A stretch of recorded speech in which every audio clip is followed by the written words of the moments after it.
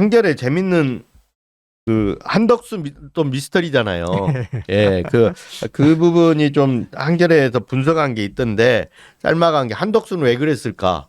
한덕수는 그 정말 그 기름장어처럼 모든 김영삼 정권, 김대중 정권, 이명박 정권, 노무현 정권 이 정권을 막 오가면서 뭐 요직들을 다 거쳤잖아요.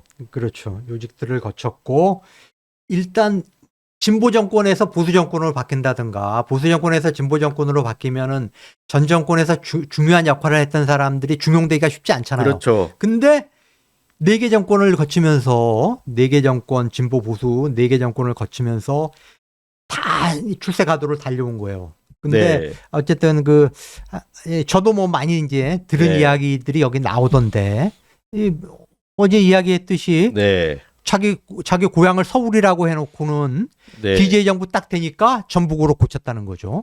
원래 네. 이 사람이 이제 전주 출신이거든요. 네. 근데 학교는 이제 경기고등학교 나오고 서울에서 네. 나왔는데 이 호남 대통령이 딱 들어서니까 자기 고향을 서울에서 전북으로 이제 고쳤던 사람이고 이 노무현 정부가 들어서니까 이 주위에서는 이제 뭐 할 만큼 하셨고 좀 몇 년 쉬셔야죠 이렇게 이야기를 하는데 그게 아니라 이광재나 안희정 좀 소개시켜 주세요라고 네. 그런 식으로 어쨌든 그 자리에 집착하고 출세에 집착했던 인물인데 왜 탄핵을 자초했을까? 헌법재판관 임명에 대해서는 아까도 말씀드렸지만은 대법원도 그렇고 헌법재판소도 그렇고 거의 모든 헌법학자들한테 이론의 여지가 없는 거거든요. 네. 그러니까 최상목 부총리도 아니 그거는 받으셔야 됩니다라고 건의를 했다는 거고. 네. 근데 왜 그거를 거부를 해가지고 탄핵을 자초했을까? 그 부분에 대해서 어쨌든 그 한겨레 신문의 그 칼럼니스트는 2가지 네. 이유를 이야기를 하더라고요. 그 한 가지는 네. 우리가 지난번에 그렇죠. 점트리오 얘기했던 그렇죠. 그거더라고요 보니까. 최하영, 네. 최은순, 네. 뭐 네, 네. 점트리오는 최은순이 점트리오. 아니고 김건희, 김건희, 네. 최하영 김건희, 여사는 최하영. 한덕수 네. 총리의 부인이에요. 네, 그렇죠. 최하영, 네. 김건희, 네. 그리고 또 한 명의 물음표. 유명 유명 인사의 부인. 네. 이름만 인사의 되면 부인. 그 부인도 유명 인사이기 때문에 이름만 되면 다 아는 사람인데 3명이 점트리오. 그래서 같은 사람한테 점을 셋이 같이 보러 다니기도 하고 불러서 또 같이 보기도 하고 그랬는데 조금 다르긴 하지만 최하영과 그 김건희 여사가 5명을 정해놓고 그 사람들한테 이렇게 점을 네. 봤다는 식으로 얘기를 하잖아요. 네, 5군데의 점집을 돌아가면서 봤다. 네. 그러니까 둘이가 똑같은 거는 뭐냐면 김건희, 최하영이 같이 점 보러 다녔다. 네. 이 얘기는 제가 그때 얘기했던 거하고 네. 똑같은 거예요. 저는 그 얘기를 2022년 6월 달부터 들었어요. 김건희한테 되게 가까운 사람한테 들었거든요. 제보를 받았거든요. 근데 어쨌든 거기에 나오는 점사가 버티라. 그래서 버틴 거 아니냐. 지금 이 얘기가 근거 중에 하나였잖아요. 물론 이제 우스갯소리도 있다. 이런 전제로 해가지고 그 근거 중에 하나로 이게 들었고 2번째 근거가 저는 더 설득력 있다고 보여지더라고요. 저도요. 네.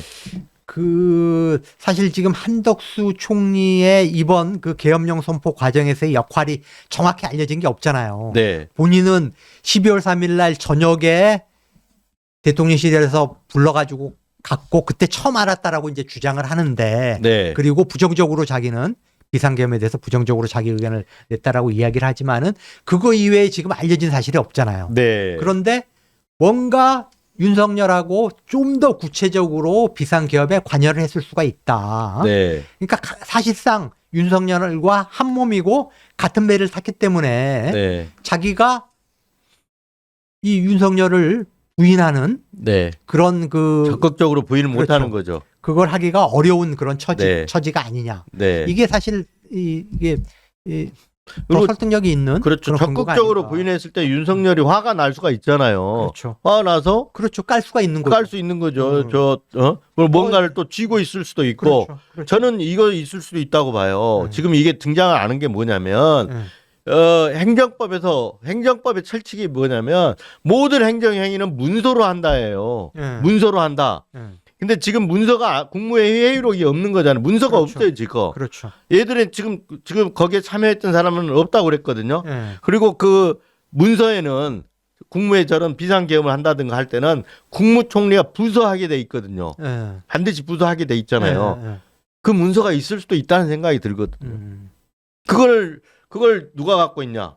윤석열이 갖고 있다 그러면 한독수는 거기에 잡혀 있는 거죠. 아킬레스건이 그거니까 완전히 뒷덜미가 잡혀 있기 때문에 함부로 못할 수도 있잖아요. 그러니까 내란 어떤 공범이기 때문에 윤석열을 적극적으로 뭐 수사할 수 있는 특검법이라든가 탄핵할 수 있는 헌재 재판관 임명이라든가 이런 거에 대해서 그 스스로가 막 기피하거나 이게 제동을 거는 듯한 모습을 취했을 수 있다.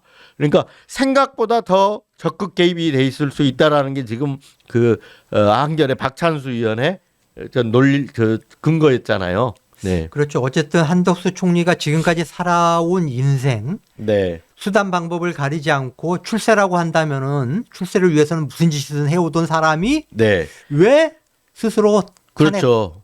탄핵의 네. 길을 갔을까? 이거 굉장히 네. 미스터리인 거죠. 네. 미스터리인 거고 뭔가 지금 알려지지 않은 이유가 있을 거다. 저도 그렇게 봐요. 머리가 그렇게 좋은 사람인데 그러니까 이 정권 저 정권 왔다 갔다 하면서 그 줄을 잘 타서 왔는데 이번에도 이 헌법재판관을 임명하고 뭐 어떤 그 특검법도 하나 받고 뭐 해서 이렇게 좀 빠져나가는 길을 그 전에 한독수 같으면 그런 길을 찾았을 거 아니에요. 그렇죠. 근데 이건 누가 봐도 탄핵 각오로 스스로 가버린 거예요. 본인이 알 거 아니에요. 그렇죠. 뭐 중앙도 그렇고 일부 보수 언론조차도 한덕수가 탄핵을 자초했다라고 하거든요. 그렇죠. 자초했다라고 하는 거 보면 한덕수 총리가 그걸 몰랐을 리가 없어요.